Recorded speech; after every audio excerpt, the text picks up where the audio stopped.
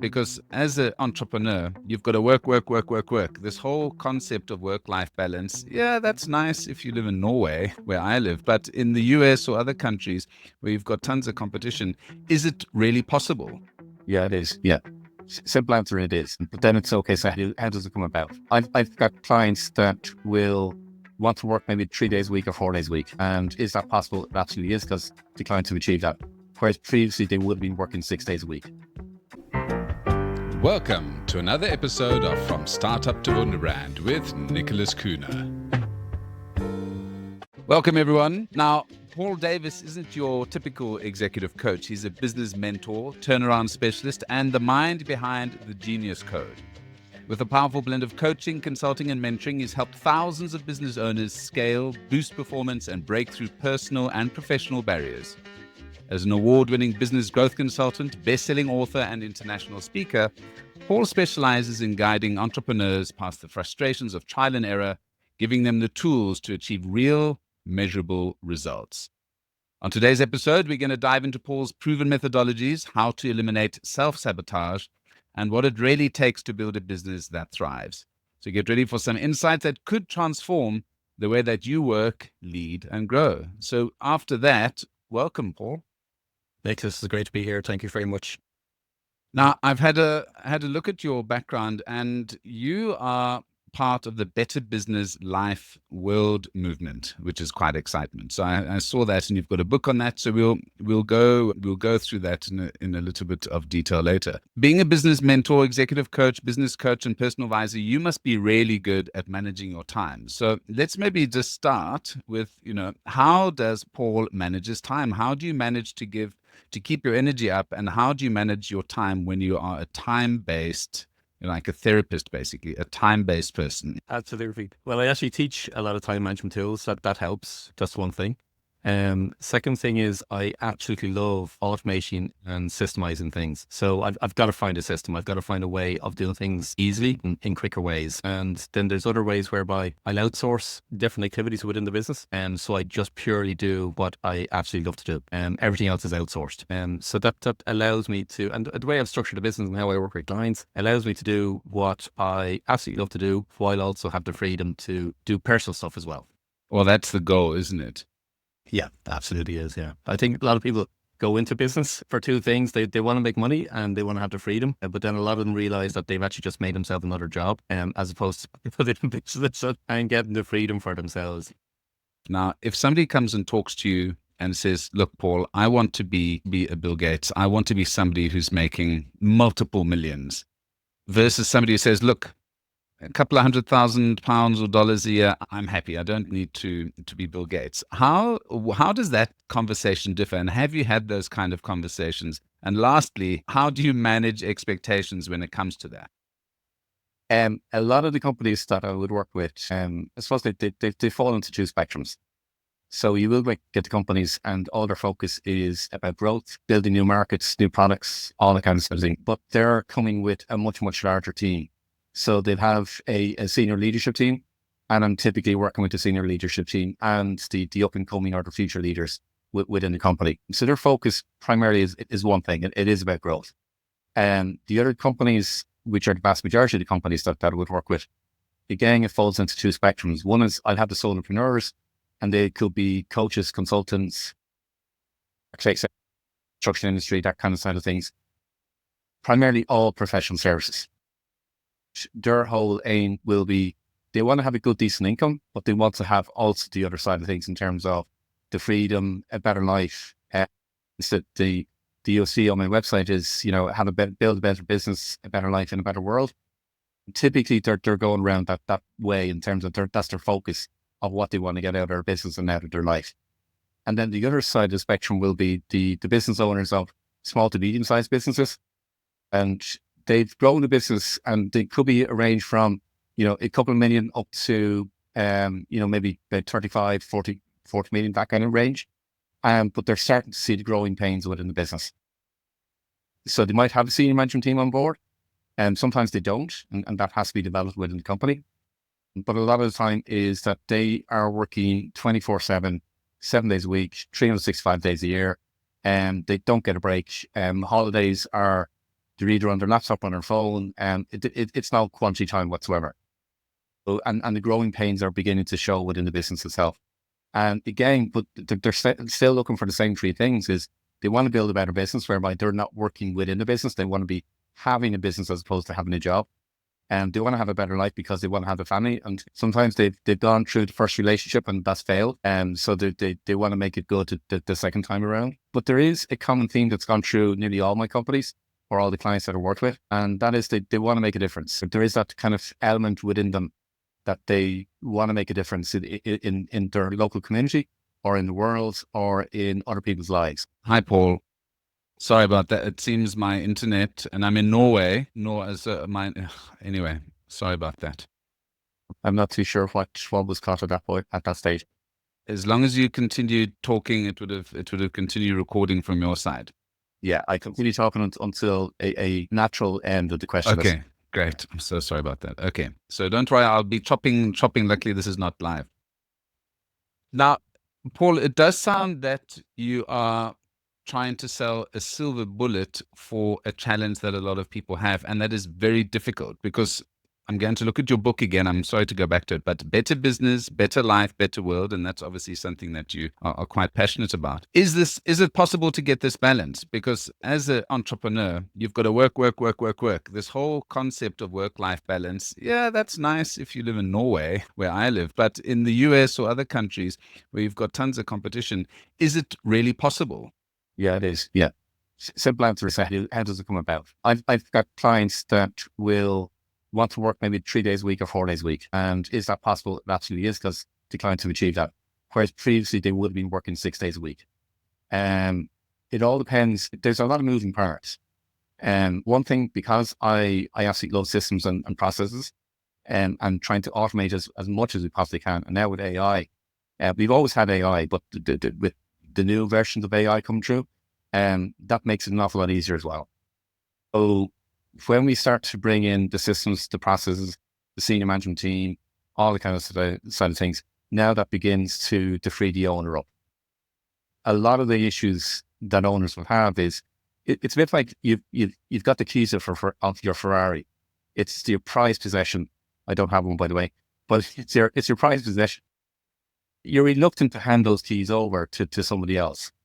So a lot of things come up. It could be fear, it could be doubt, worry. Are these people going to be better than me? Are they not going to be as good as me? And so on. So there's so much that goes on in the human mind, for one better word, as opposed to the business. So that's primarily where I start. And then we start to build a senior management team, get the trust built up in terms of delivering results and so on. And now the owners is now able to step away from the business. So yeah, it absolutely can be done. The fundamental question, what I would say to clients is, what is it that you want to do? What is it that you want out of life? Some people don't ask themselves that question because they try and copy what everybody else is doing in terms of, well, they see everybody else building a business, and so they're going to build a business. And they feel that they've got to work in the same way as everybody else is working. I say don't work in your own unique way, which is hence the reason why we unearthingly discover what your innate genius is. And working in the way that you want to do, and design the life of, a bit like an architect, design the life that you want to have. Don't have the business consume you. So in a long answer to your question, then it absolutely is possible, but there's a lot of moving parts in it. It sounds like it's quite a big psychological shift that needs to happen. So this is not business necessarily. It's often in the mind of the business owner. And surely that also must be quite difficult for especially business owners and people who are being entrepreneurs, working 24 hours a day, 365 days a year. To go down to 3 days, that's obviously an ideal, but to let go, to have that confidence, that must be quite tough. So in terms of your Genius Code, maybe talk a little bit through this methodology, and when is the right time for people to come to you? And the reason I say this is similar to with psychologists and therapists. I'm sorry to bring that up again, but you've got to be ready for the help. You've got to be ready for change. And have you seen that as a challenge maybe with folks who come in who are not ready, or what's the kind of mindset to come to you if they want to take advantage of the Genius Code methodology? They know they want to improve things, but they realize that they're actually keeping within making change. whether it be that in their life or within their business.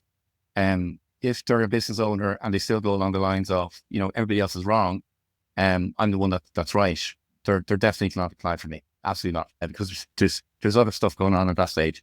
So they've got to come to the realization of, actually, Josh, look, things are going okay, but I want to improve things.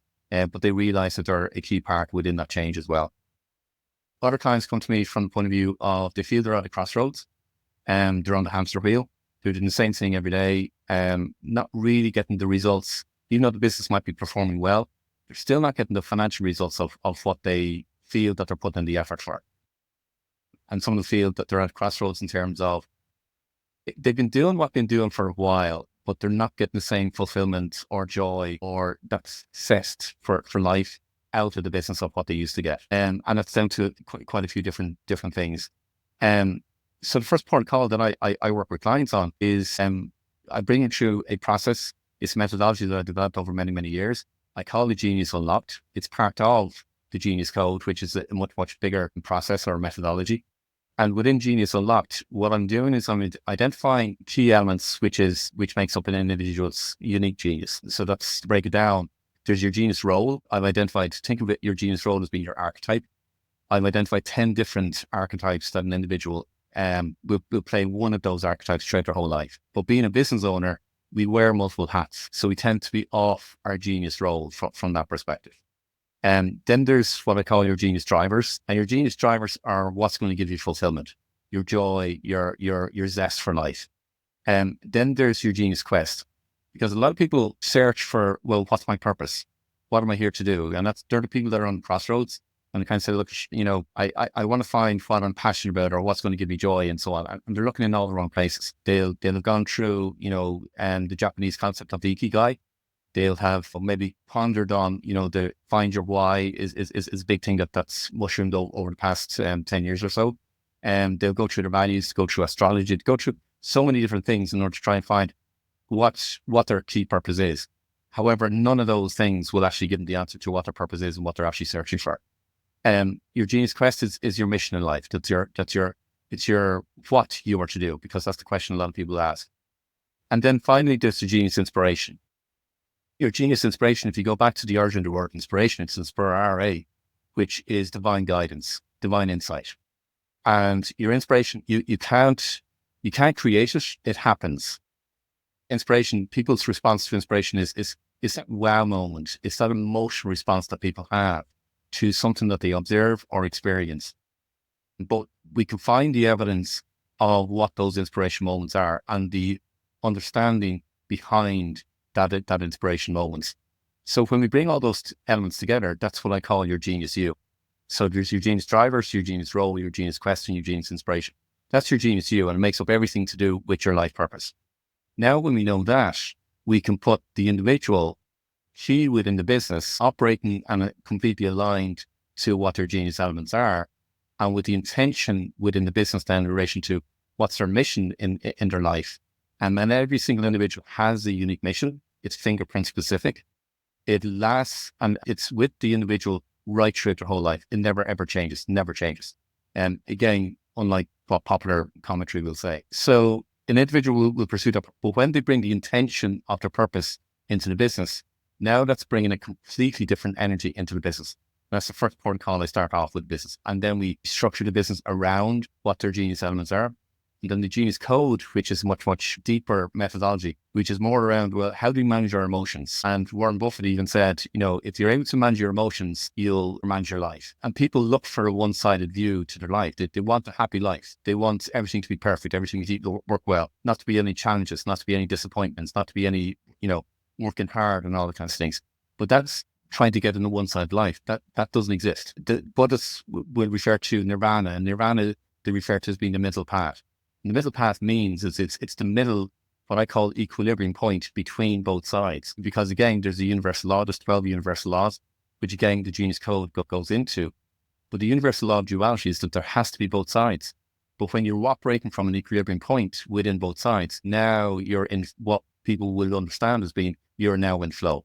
And if you can imagine that you're operating with your genius elements in the equilibrium point, and being in flow as much of the time as you possibly can, Now you're having a much easier life. Things are become more effortless. Let's put it that way.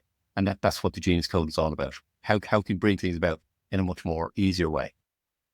Now, it would be great in a business for the leader to do this, but this and to be in that flow.